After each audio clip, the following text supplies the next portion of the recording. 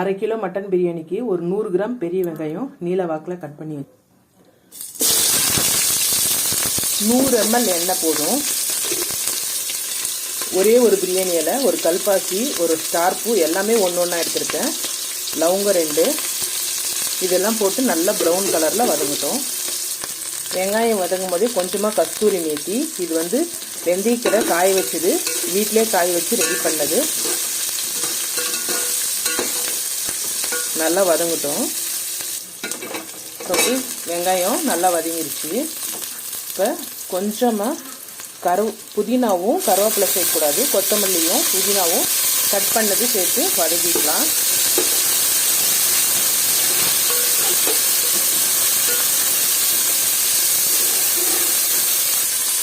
இப்போ வந்து இஞ்சி பூண்டு பேஸ்ட்டு சேர்த்துக்கிறேன், ஒரு 50 கிராம் போல்.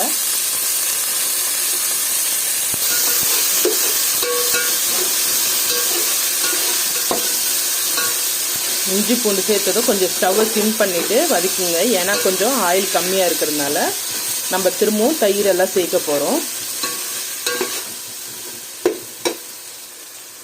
100 கிராம் தக்காளி பொடியாக கட் பண்ணது சேர்த்துக்கலாம். 100 கிராம் வெங்காயம், 100 கிராம் தக்காளி சேர்த்துருக்கோம் 1/2 கிலோவுக்கு. இது கொஞ்சம் வதங்கட்டும். சின்ன ஸ்பூனில் 1/2 ஸ்பூன் போல் மிளகாத்தூள், ஸ்பூன் பாருங்கள் ரொம்ப சின்னது, 1 ஸ்பூன் தான் சேர்த்துருக்குறேன். நான் வந்து இன்றைக்கி 1/2 kgனால ஒரே 1 ஸ்பூன் தான் சேர்த்துருக்குறேன். கல்லுப்பு, மஞ்சத்தூள் 1/4 டேபிள் ஸ்பூனு,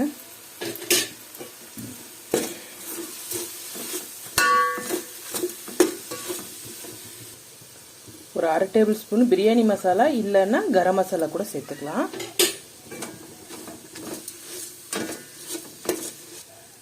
இப்போ வந்து ஒரு 1/2 கிலோ போல் மட்டன் கைமா எடுத்துருக்கிறேன், சேர்த்துக்கலாம்.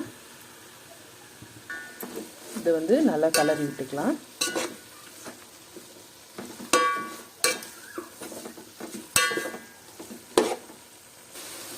புளிக்காத தயிர் ஒரு 50 ml போல் சேர்த்துக்கலாம். நல்லா நான் அடித்து வச்சுருக்கிறேன் கட்டி இல்லாமல், அதை சேர்த்துட்டு நல்லா கலரி விட்டுக்கலாம். இப்போ மட்டன் வந்து நல்லா வதங்கணும். ஒரு 4 பச்சை மிளகாய், இது கீரில் முழுசாக தான் சேர்த்துருக்குறோம் அந்த ஃப்ளேவருக்காண்டி.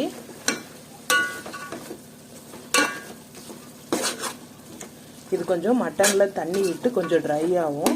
அந்த ஸ்டேஜில் நம்ம தண்ணி சேர்த்துட்டு மட்டனை வேக வச்சுக்கலாம். இப்போ மட்டன் தண்ணி விட்டு நல்லா வதங்குது. இப்போ வந்து நான் ரம்பையில், அதாவது பிரியாணி லீவ்ஸ்ன்னு சொல்லுவாங்க, தமிழில் ரம்பையில், இங்கிலீஷில் பாண்டா லீவ்ஸ்ன்னு சொல்லுவாங்க, இது சேர்த்துக்கலாம். இது வந்து நல்ல ஒரு பிரியாணிக்கு ஸ்மெல்லு வாசத்தை கொடுக்கும், டேஸ்ட் கூட நல்லாயிருக்கும். செடி இப்போ தான் வச்சதுனால இலை சின்ன சின்னதாக இருக்குது, இல்லைனா நல்லா நீளமாக இருக்கும். இதுவும் போட்டு நல்லா வதக்கினா நல்லா வாசம் கொடுக்கும். இப்போ கொஞ்சமாக தண்ணி சேர்த்துட்டு நல்லா மட்டனை வேக விட்டுக்கலாம். இந்த தண்ணியெல்லாம் ஃபுல்லு ட்ரை ஆகிற வரைக்கும் ஒரு 20 நிமிஷம் போல் நல்லா வேகட்டும். கொதிக்கிற வரையும் ஹை ஃப்ளேம்லேயும், கொதிச்சதுக்கப்புறம் சிம் பண்ணிவிட்டு ஒரு 20 நிமிஷம் மீடியம் தீயில் நல்லா வேகட்டும். கறி கைமான்றதுனால சீக்கிரமாக வெந்துடும்.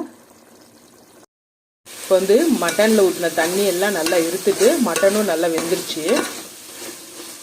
இப்போ வந்து நம்ம தண்ணி வந்து சேர்த்துக்கலாம்.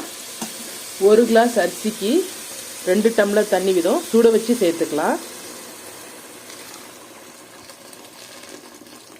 இது வந்து கொதிக்கிட்டோம். ஆல்ரெடி நம்ம கொதிச்ச தண்ணி ஊற்றுனதுனால ஊற்றின உடனே பாருங்கள் கொதிக்கிற பபிள்ஸ் வந்துருச்சு. இப்போ வந்து ஒரு 1/2 எலுமிச்சை பழம் மட்டும் புளிஞ்சு விட்டுக்கலாம். நீங்கள் தக்காளி புளிப்பு பார்த்துட்டு புளிஞ்சு விட்டுக்கலாம் அரிசி சேர்க்கும் போது. சீரக சம்பா அரிசி 1/2 கிலோ எடுத்திருக்கேன், இது கழுவி சேர்த்துக்கலாம். இப்போ வந்து கழுவுன அரிசியை சேர்த்துக்கலாம். இது நல்லா ஒரு கொதி நல்லா தளத்தளன்னு கொதிக்கணும். நல்லா தளத்தளன்னு கொதிச்ச உடனே தட்டு போட்டு மூடிட்டு ஸ்டவ்வை மீடியம் ஃப்ளேம் பண்ணிவிட்டு ஒரு 10 நிமிஷம் வைக்கலாம். இப்போ வந்து அரிசிக்கும் தண்ணிக்கும் கரெக்டாக இருக்குது. இப்போ சிம் பண்ணோம்னா இந்த அரிசி புழுங்குறதுக்கும் தண்ணிக்கும் சரியாக போயிடும். இந்த ஸ்டேஜில் நம்ம சிம் பண்ணிவிட்டு தம் போட்டுடலாம். சிம் பண்ணிவிட்டு தம் போட்டோம்னா கரெக்டாக இருக்கும். 20 நிமிஷம் வச்சு எடுத்துடலாம். 20 நிமிஷம் தம் ஆயிடுச்சு. பாருங்க, நம்மளுக்கு சூப்பரான பிரியாணி உதிரி உதிரியாக நல்லா வந்திருக்கு. நீங்கள் நெய் சேர்க்குற மாதிரின்னா இப்போ தம் ஒடிக்கும் போது கூட நெய் சேர்த்துக்கலாம். நான் மட்டன் பிரியாணின்றதுனால நெய் சேர்க்கல, ஜீரணம் ஆகாதுன்றதுனால. இந்த வீடியோ உங்களுக்கு பிடிச்சிருந்தா லைக் பண்ணுங்கள், ஷேர் பண்ணுங்கள், கமெண்ட் பண்ணுங்கள், சப்ஸ்கிரைப் பண்ணுங்கள்.